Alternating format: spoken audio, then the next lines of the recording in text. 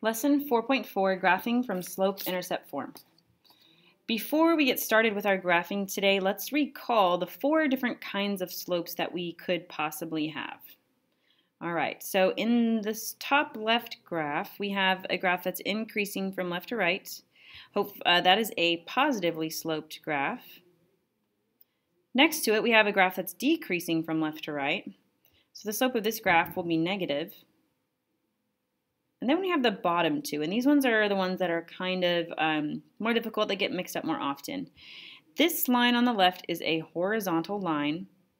In the slope dude video, I don't know if you guys remember he was saying this is 0 fun when he was on that flat part of the mountain. The slope for this one is 0. And finally, the vertical line is when we have a slope that is undefined, right? Because it's not a function. It's not a function for a vertical line. The slope is undefined. Okay, now on the left we have a different graphic just to kind of remind us of some basics here. We know that B is our y-intercept. Okay, we know that M is the slope. And then we have our x and our y. And our x and our y are always there, or pretty much always there when we're graphing. We need to know that x is referred to as the independent variable, while our y is referred to as our dependent variable. We don't focus much on this in Algebra 1, but those are some ideas that we've seen before. All right, so all of our lines today are in this form, y equals mx plus b. We also need to remember that there's only 4 kinds of lines that we're going to see today, right? Positively sloped, negatively sloped, a 0 slope, or an undefined slope. Now, I'm not going to read through these steps. We're just going to go ahead and we're going to look at example number 1. All right. We have y equals 1/3 x plus 5. We know that the slope is the number with x, so that's 1/3. And the other number, the number by itself, the constant, is the y-intercept, in this case 5.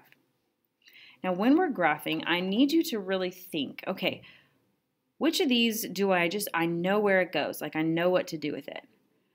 Well, I'm kind of thinking, hopefully you know what to do with B, especially because that's your y-intercept. Don't we know that's going to be 5, right? It's going to be on the graph where the graph is 5, okay? How many points do we need to graph a line? Well, we really only need 2. You can have more, but you got to have at least 2. So how do I get another point? Well, we're going to use what we haven't used yet. We're going to use the slope. So let's remember that slope is rise over run, which in this case is 1/3. So starting at your original point, your y-intercept, we're going to go up 1 and right 3. Now we really don't need these 2 little lines, but that's my next point, right? I started at 5 because that's my y-intercept. I went up 1 and right 3. That was my slope, my rise over run. If you want to do it again, you can, but you're going to start from here this time. So up 1, right 3 puts me here. You could even start here and go down 1, left 3. Do you see how that's going to fall into the same line as the other points I've drawn? The main point today is to make sure that it's a positive slope if it's supposed to be positive, or a negative slope if it's supposed to be negative, right? That's always something we should be checking. And there's our line. All right, let's try the next one. Here we go. Y equals 2x minus 5. Let's do the same thing as before. My y is going to be, my m, my slope, is the number with x, so that's 2. And b is the other number. Make sure you pay attention to that sign because this time it's negative, so negative 5. All right, I know this is my y-intercept. I know exactly where to put that point. It's going to go on my y-axis at negative 5. And now, to get more points, I got to use the 2. Well, last time I had a fraction, and this time I don't. Now I just have 2 for rise over run. I really do want a fraction. It helps my brain a lot. So how could I turn 2 into a fraction without changing its value? Yeah, let's just put a 1 under there. Isn't 2 divided by 1 still 2? But now I can see I'm going to go rise 2, run 1. Right? So my next point is going to go right here. And you can keep going if you like. You can go up 2, right 1, as many times as you want. Up 2, right 1. And we can kind of see the same proportion. So I'm going to go down and left from my original point. Isn't that going to be in the same line? It's very, very easy to do slope. Just keep in mind that ratio needs to be staying the same. Okay? All right, let's go ahead and let's look at problem number 3. In problem number 3, we have a different situation happening here because we don't have one of the things that we need, right? Hopefully we know that this negative 2/3 is our slope because it's with x. So negative 2 over 3, okay? But what about b? What's b? Well, in this case, we're going to assume that b is 0 because if it was 0, they wouldn't write it, would they? No, that'd be silly. So if there's no y-intercept, we're going to assume that it starts at the origin, right? It's going to start right here at 0, 0. So from this point, my slope is negative this time. So I'm going to go down 2. But then which direction do I go? Do I go left 3 or do I go right 3? Instead of memorizing it, you guys, think about it. If I draw a point right here, is that going to be a negative slope? No. So I'm going to go down 2 and right 3. That's going to create a negative slope between my points, right? You could also go up and left, right? Again, that creates that negative slope. So don't try to memorize how to do this. Just think about these relationships, right? Rise over run, positive slope or negative slope, and that'll really keep you in good shape. All right, we're going to go ahead and we're going to look on the bottom left here, problem number 4. In problem number 4, they try to mess us up a little bit, but we know what we're doing, right? We know what we're doing. Problem number 4, they give us our numbers in a weird way. So what's my m? Well, m is the number with x, so it's 4. Actually, it's negative 4, right? And b is the other number, the constant, so in this case, it's 1. So they can give us the numbers in a weird order. We know how to find which is which. So my y-intercept is 1, and I don't have a fraction this time for my slope. Do you remember what we need to do?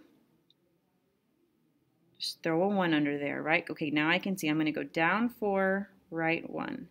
Down 4, right 1. We could also go up 4, left 1. It doesn't really matter which way you want to do it. There's my line. Okay. Okay, now problems 5 and 6 are the ones that everybody gets mixed up. So just kind of bear with me here as I try and explain them. I'm not going to do the m and the b yet. I'm going to just talk about the equation that we've been given. So in problem number 5, we are told that y is equal to negative 3. There's no x at all, okay? There's no x at all. I just have y is equal to negative 3.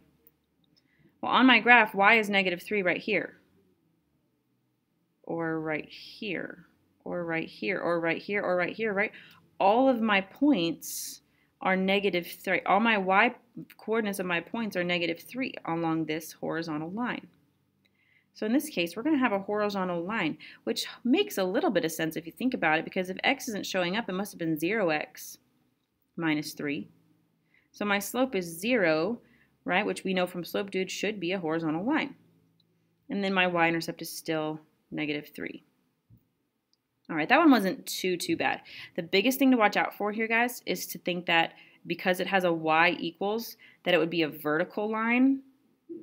But that doesn't make sense because we would trace the axis, right? We never want to trace the axis. That's weird. We don't do that. All right, let's try the last one here. This is the weirdest of all because it is x equals, right? It's x equals negative 6. What am I even supposed to do with that? Well, x is negative 6 right here.